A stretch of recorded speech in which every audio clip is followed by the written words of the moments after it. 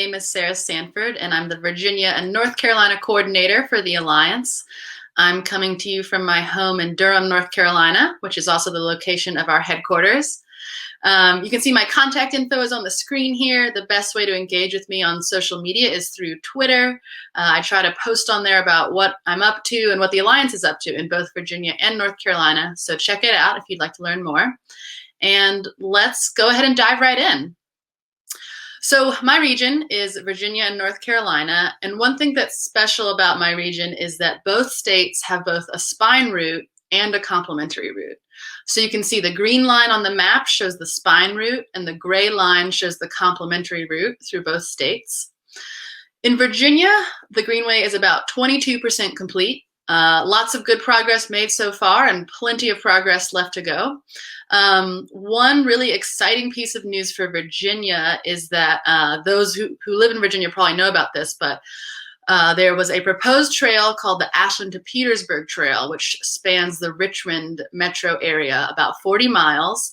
And as of this year, the Ashland to Petersburg Trail is officially official, as declared by the governor. Now has a new name called the Fall Line Trail.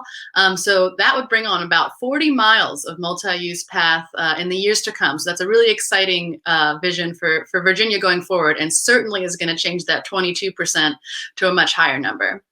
And then in North Carolina, one thing that's special about our state and the Triangle region where we're based is that the Triangle region is the most complete metro area of the entire East Coast Greenway.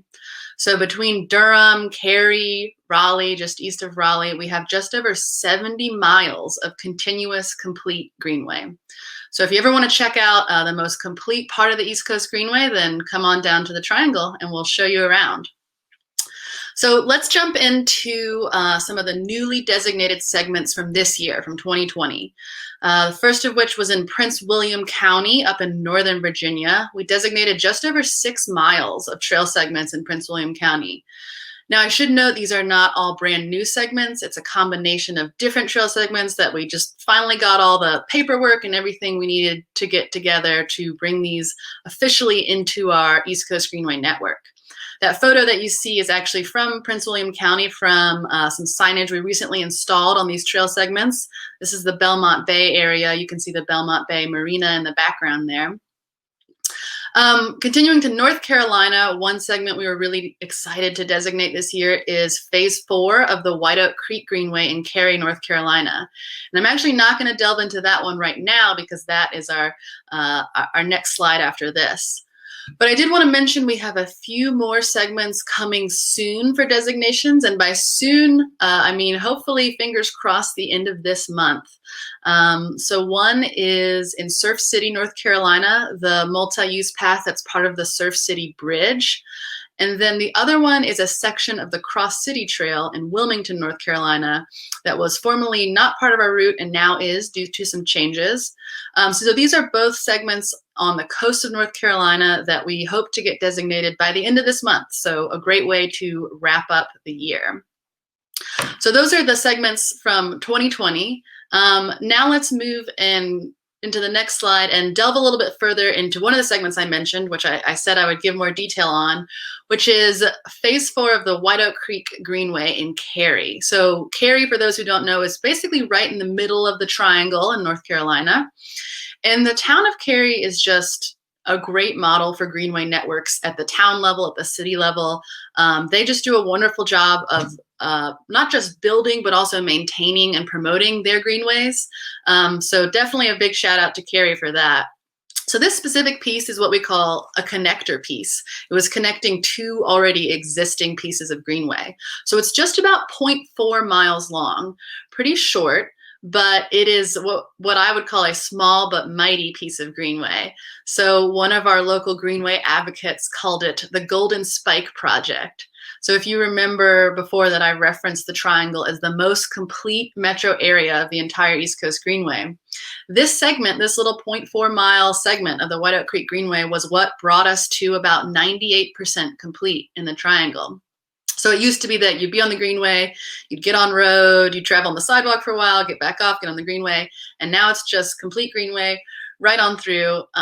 Very exciting. And you can see in the photo here, this is a really neat little segment. So there's this tunnel that actually goes under the railroad. And then the rest of this segment is raised boardwalk that goes through a residential area.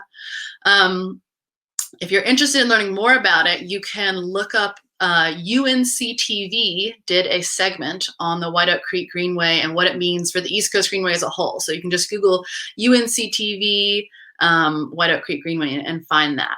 So this is our small but mighty segment that we wanted to highlight for North Carolina.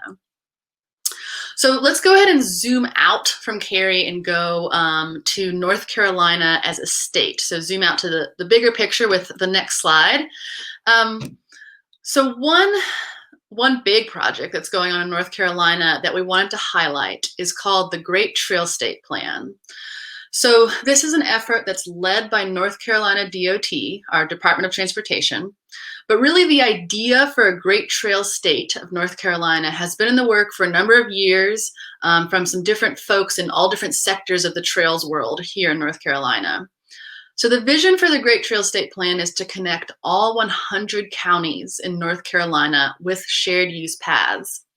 So right now the team that's working on this, which is NCDOT and some great consultants from both Alta Planning and Design and Stewart and some others, they're just about finished developing this statewide network, which you can see in the map up on the screen right now. So this statewide network is both existing trails and proposed trails, and then gaps to point out where we lack proposed trails to connect all 100 counties. And the East Coast Greenway is a really important part of this because we are one of only really about 2 trails that span the whole state.